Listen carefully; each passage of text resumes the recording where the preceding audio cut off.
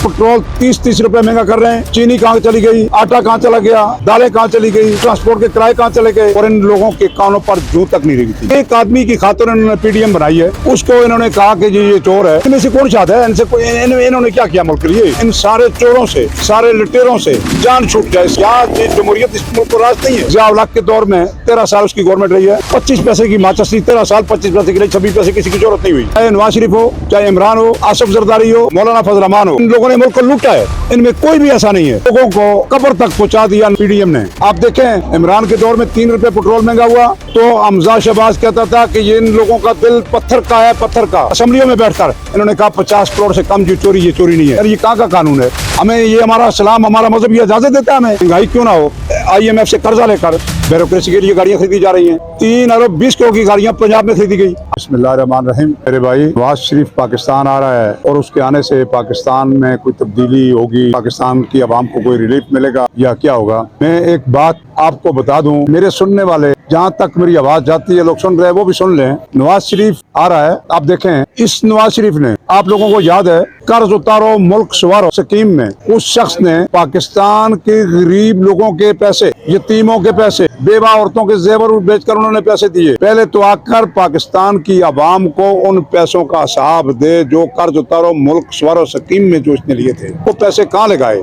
उसके बाद अगली बात करेंगे। अब बात रही, मेरा ना PTI से तल्लुक है, ना किसी नून लीग से, ना किसी से। एक बात आपको बताऊं, इन लोगों ने पहले, इमरान ने अवाम का कुचुमर निकाला, उसके बाद जो कसर रहती थी लोगों को कब्र तक पहुंचा दिया पीडीएम ने। आप देखें, इमरान के दौर में 3 रुपए पेट्रोल महंगा हुआ तो हमजा शहबाज कहता था कि ये इन लोगों का दिल पत्थर का है, पत्थर का। ये पत्थर दिल पे रख के 3 रुपए इन्होंने पेट्रोल महंगा किया। आज पेट्रोल 30-30 रुपए महंगा कर रहे हैं। चीनी कहाँ चली गई, आटा कहाँ चला गया, दालें कहाँ चली गई, ट्रांसपोर्ट के किराए कहाँ चले गए, और इन लोगों के कानों पर जूं तक नहीं रही थी। मैं तो ये कहूंगा, इन लोगों ने तो मुल्क को तबाही की तरफ पहुंचा दिया। हाथ जोड़कर पाकिस्तान के सिपा सलार से मुतालबा करता हूँ, इस तरह हाथ जोड़कर मुतालबा करता हूँ, खुदा के लिए, अगर इस पाकिस्तान की सालमियत चाहते हो, पाकिस्तान की आवाम के खैरख्वाह हो, तो खुदा के लिए इस मुल्क में इस्लामी सदारती निज़ाम का नफाज कर दो। इन सारे चोरों से, सारे लुटेरों से जान छूट जाए। ये जमहूरियत इस मुल्क को राज नहीं है, इसलिए जो भी आया उसने मुल्क को ही लूटा। हम तो ये कहते हैं, मुल्क तबाही की तरफ जा रहा है। लोगों के पास खाने के लिए 2 वक्त की रोटी मैसर नहीं है, और बिलों में ऐसी कीमतें कर दी कि जिसका कोई हिसाब ही नहीं है। डैम पाकिस्तान में जब भी कोई बना तो फौजी जनरलों ने बनाया, सिविल गवर्नमेंट में कोई डैम नहीं बना। लेकिन आप भी इसे पास चला रहे हैं। मेरा ये मुतालबा है और ये मैं रिक्वेस्ट करता हूँ, हाथ जोड़ के आपसे कहता हूँ कि पाकिस्तान में कालाबाग डैम का फौरी ऐलान कर दो, ताकि ये बिजली का बुरहान, इस पे कंट्रोल हो सके। जो सियासतदान है, चाहे नवाज शरीफ हो, चाहे इमरान हो, आसिफ जरदारी हो, मौलाना फजल रहमान हो, इन लोगों ने मुल्क को लूटा है। इनमें कोई भी ऐसा नहीं है। इक़्तिदार में आने से पहले हिसाब करें, इनके पास क्या था, आज क्या है। फिर देखें, असेंबलियों में आकर चोरी 1 रुपए की चोरी होती है, 1 खरब की चोरी होती है, चोरी होती है। इन्होंने आकर असेंबलियों में बैठकर इन्होंने कहा 50 करोड़ से कम जो चोरी, ये चोरी नहीं है। ये कहाँ का कानून है? हमें ये हमारा इस्लाम, हमारा मजहब ये इजाजत देता है हमें? पहले ये इलेक्शन कमीशन कहता था, नाम ही नहीं लेता था इलेक्शन का। ये इलेक्शन का नाम लेना भी पसंद नहीं करता था ये इलेक्शन कमीशन। मुझे नहीं पता ये किस दिन का मालिक है। आज आके उसने कहा कि मैं जनवरी में इलेक्शन कराऊंगा, तारीख नहीं दी।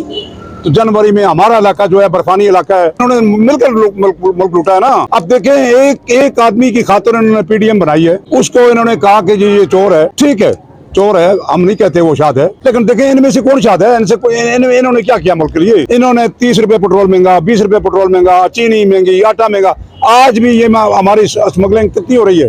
ये चीनी किस तरह जा रही है? ये किस तरह मामला जा रहे हैं? ये जखीरा अंदोजों ने दामों में मार की हुई है। ये सारी चीजें पैदा होती है चेक एंड बैलेंस ना होने की वजह से। जिया के दौर में 13 साल उसकी गवर्नमेंट रही है, 25 पैसे की माचिस थी, 13 साल 25 पैसे के लिए 26 पैसे किसी की जरूरत नहीं हुई। उसका चेक एंड बैलेंस था।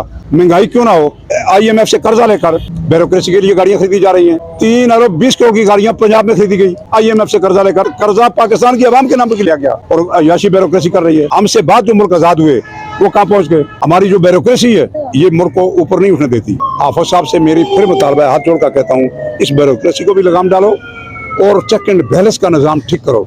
चेक एंड बैलेंस ठीक होगा तो मामला ठीक हो गए, अदल इंसाफ होगा। अब हमें उम्मीद है चीफ जस्टिस काजी फाजिसा से कि वो इस्लाम के मुताबिक, ऐन इस्लाम के मुताबिक फैसले करेंगे। वो एक खानदान का चश्मो चिराग है, उन लोगों का किरदार है। जब हमारा पाकिस्तान बना उस वक्त का उनके खानदान का एक किरदार था। हमें उम्मीद है कि वही किरदार आज काजी फाजिसा भी करेंगे हमारे मुल्क के लिए। ऐसे फैसले सादर करेंगे जो मुल्क की बेहतरी की हो, ना कि किसी की वो खिलाफ वो कभी नहीं जाएगा। हमें पता है उसके साथ जो भी हुआ वो दरगुजर करेगा, लेकिन फैसले वो करेगा, कानून के मुताबिक करेगा, हमें उससे उम्मीद है।